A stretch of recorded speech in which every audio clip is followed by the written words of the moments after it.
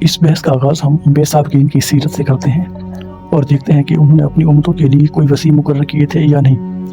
مسعودی نے حضرت آدم سے لے کر حضرت خاتم الانبیاء تک انبیاء و اولیاء کے پورے سلسلے کا ذکر کیا ہے۔ چنانچہ مسعودی لکھتے ہیں، حضرت آدم کے وسیع ہبۃ اللہ تھے جنہیں عبرانی زبان میں شیش کہا جاتا ہے۔ ابراہیم علیہ السلام کے لیے وسیع حضرت اسماعیل تھے۔ حضرت یعقوب کے وسیع حضرت یوسف تھے۔ حضرت موسیٰ کے وسیع یوشع بن نون بن افرائیم بن یوسف تھے۔ ان کے زمانہ خلافت میں حضرت موسیٰ کی زوجہ صفورہ نے ان کے خلاف بغاوت کی تھی۔ حضرت عیسیٰ کے وسیع شمعون تھے۔ خاتم الانبیاء حضرت محمد مصطفیٰ صلی اللہ علیہ وسلم کے وسیع حضرت علی بن ابی طالب اور ان کی نسل کے 11 امام تھے۔ شیش کے نام آدم علیہ السلام کی وصیت۔ یعقوبی حضرت آدم علیہ السلام کی شیش علیہ السلام کے نام وصیت کا ذکر کرتے ہوئے لکھتے ہیں، حضرت آدم نے اپنی وفات کے وقت شیش کو اپنا وصی مقرر کیا۔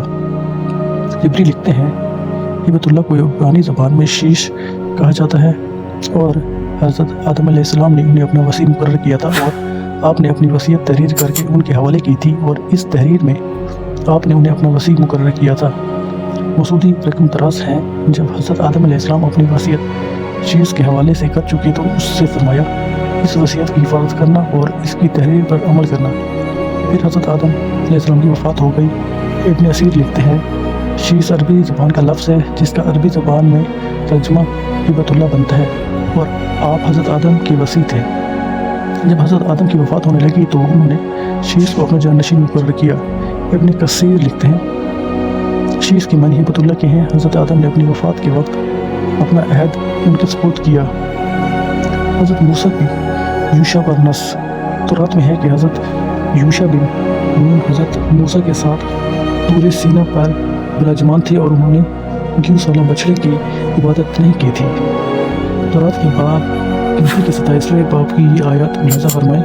موسیٰ نے خداوند سے کہا کہ خداوند سارے بشر کی روحوں کا خدا کسی آدمی کو اس جماعت پر مقرر کرے جس کی آمد رفت ان کے روبرو ہو اور وہ ان کو باہر لے جانے اور اندر لے آنے میں ان کا رائبر ہو، تاکہ خداوند کی جماعت ان بھیڑوں کی مانند نہ رہے جس پر کوئی چرواہا نہیں۔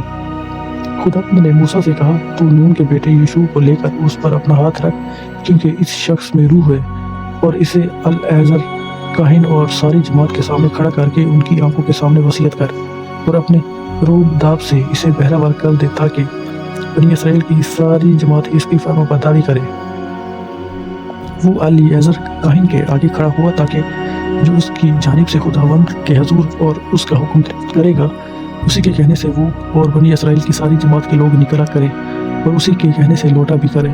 سو موسیٰ نے خدا کے حکم کے مطابق عمل کیا اور اس نے یشوع کو لے کر اسے العازر کاہن اور ساری جماعت کے سامنے کھڑا کیا اور اس نے اپنے ہاتھ اس پر رکھے جیسے خداوند نے اس کو حکم دیا تھا، اسے وصیت کی تھی۔ تورات گنتی باب آیات مطبوع پاکستان بائبل سوسائٹی لاہور۔ تورات کے سفر یشوع میں ان کی غزوات کا تفصیلی تذکرہ موجود ہے۔ عربی زبان میں یشوع اور یوشع کو لفظ ایسا سے تعبیر کیا گیا ہے اور سورۃ الانعام کی آیت اور سورۃ الصاد کی آیت میں ان کا نام لیا گیا ہے۔ تاریخ یعقوبی میں مذکور ہے، جب حضرت موسیٰ کی وفات کا وقت قریب ہوا تو اللہ تعالیٰ نے انہیں حکم دیا کہ وہ یوشع بن نون کو ہبۃ الرحمان میں داخل کرے اور اسے برکت دے اور اس کے لیے اپنا ہاتھ اس کے جسم پر رکھے تاکہ اس میں برکت منتقل ہو جائے، اور اسے وصیت کرے کہ وہ بنی اسرائیل میں ان کا قائم مقام ہے۔